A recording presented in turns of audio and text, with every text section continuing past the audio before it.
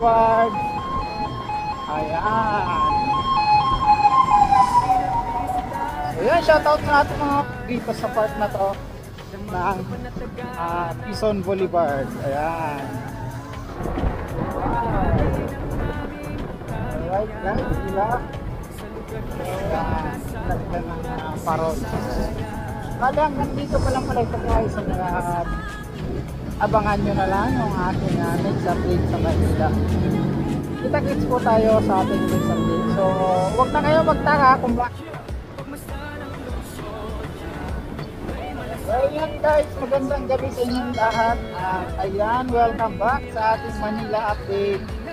At ngayon nga guys, no, ay papunta tayo ng Quezon Boulevard. At syempre, update natin yung parol doon na pinakabit nga ng ating mayora. Manila ko na dahil ganyan ay syempre, yung mga ginagawa nga po no, ng ating Yorme Citizens ko noon ay patuloy po yan na ginagawa rin niya ngayon para nga po tuloy-tuloy nga po yung maayos at magandang Maynila. So yun, samahan nyo po at pupuntahan natin ngayon yung Quezon Boulevard na to pag once na natapos yung Rizal Park kasi di ba nire-renovate yan. So national naman yung budget niyan. So antayin natin na matapos itong Rizal Park ng renovation, baka lumiwanag ito dito banda. Ano? Museum, National Museum madadaanan natin.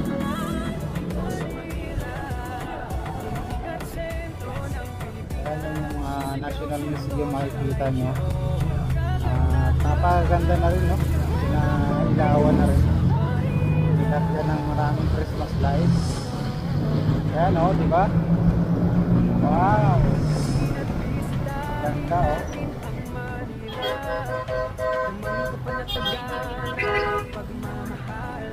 Ay, may banggaan.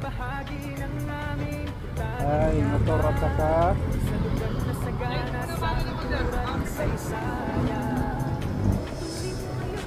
oh, ganda, oh.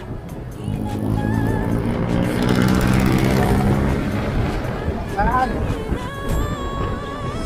Ayan guys, ang ating Manila update. Dahan-dahan lang talaga tayo guys, no? Kasi napakadelikado talaga yan ganyan. Ano, ganyan may banggaan. So yun guys, nandito na tayo sa may City Hall side. At kung mapapansin nyo yung mga puting parol na kumukuti-kutikap. Nabubulol ako guys, ayan o. Nakikita nyo yan, yung mga kumukuti-kutikap na parol.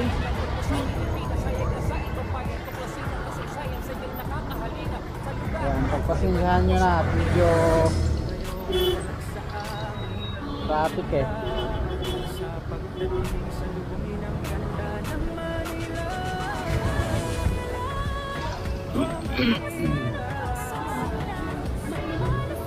Alright, KKKK Fountain. Traffic guys, gapo. Pero sige lang, kasi yun ang sadya natin, yung may vlog natin yung Quezon Boulevard para may share ko sa inyo yung mga parol dyan nilagay. Napakagandang tingnan.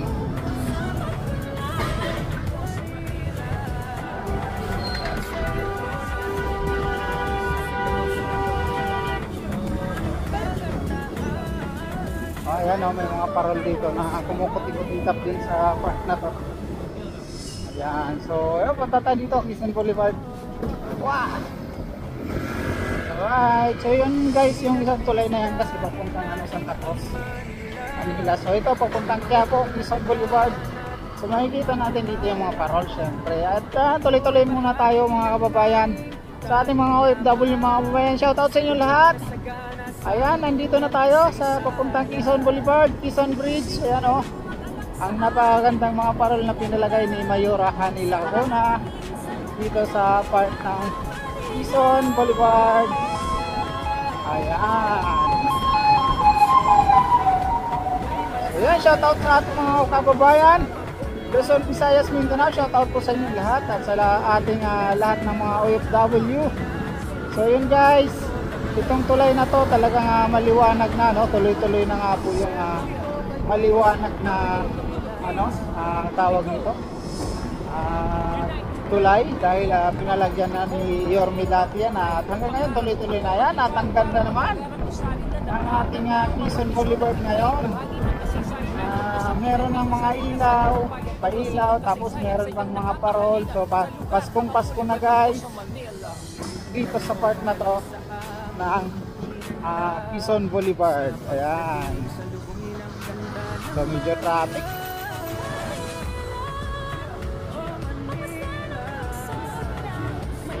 Tutok tayo at tingnan nyo naman yung guys, dito, ayan yung railings, pinagawang railings, so napakaganda rin. At ayan, ito na guys, kaya po na tayo. So ang ganda itong na to, no?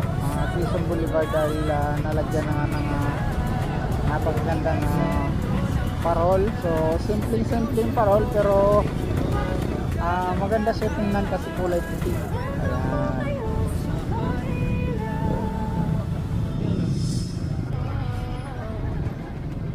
So yun nga guys, no, tuloy-tuloy yung gawa ng ating mayurahan nila Lacuna dito, no. So yun, at syempre yung ating Yorme Citizen Isko nandyan lang sa Gidli. Inaabangan natin yung ating Yorme Citizen Isko sa 2025 at alam naman natin namimiss natin yan lahat.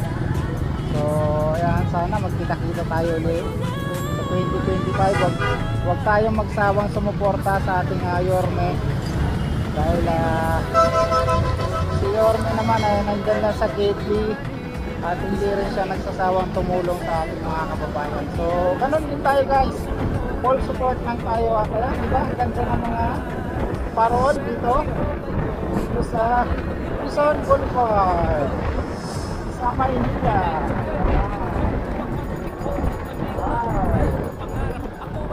Alright guys, diba? So, kaya dinaanan ko talaga ito guys kasi para mapasikasin yung pa yung binado nito, lagyan ng parol. Kali hanggang dito pa lang pala ito guys sa mga may ilalim ng tulay. So yung kabila hindi pa nalalagyan hanggang dito yung kabila. Mapangan nyo yan guys pag nalagyan na rin na dito papuntang Espanya. So ipaglagyan natin dito. So yun guys, at syempre yung update natin ay hanggang dito na lang. At abangan nyo na lang yung aking next update sa Manila. Kita-kits po tayo sa ating next update. So huwag na kayo magtaka kung bakit yung ating update lagi ay ganito na, laging tumatakbo. So yun, wala talaga akong oras sa pag-vlog ng yung nakahinto o naglalakad lang tayo dahil nga po syempre kailangan natin magtrabaho para mabuhay tayo. Ayan, so itong vlogging naman natin hindi vlogging ito na panghanap buhay. Itong vlogging ito ay support para sa ating Yorme. Ayan, syempre kung may kunting income man dito pagdating ng araw ay magagamit din para sa anak ko in case na makaipon dito, no? So ayan, at maraming salamat at ayaw ko nang pahabain pa at see you sa aking next vlog. Sa mga hindi pa nakasubscribe dyan, subscribe na kayo at syempre like and share, comment sa ating video para may mabati tayo minsan sa ating mga vlog. Ayan. So guys, hanggang dito na lang tayo talaga. Bye bye Manila, God bless. Thank you.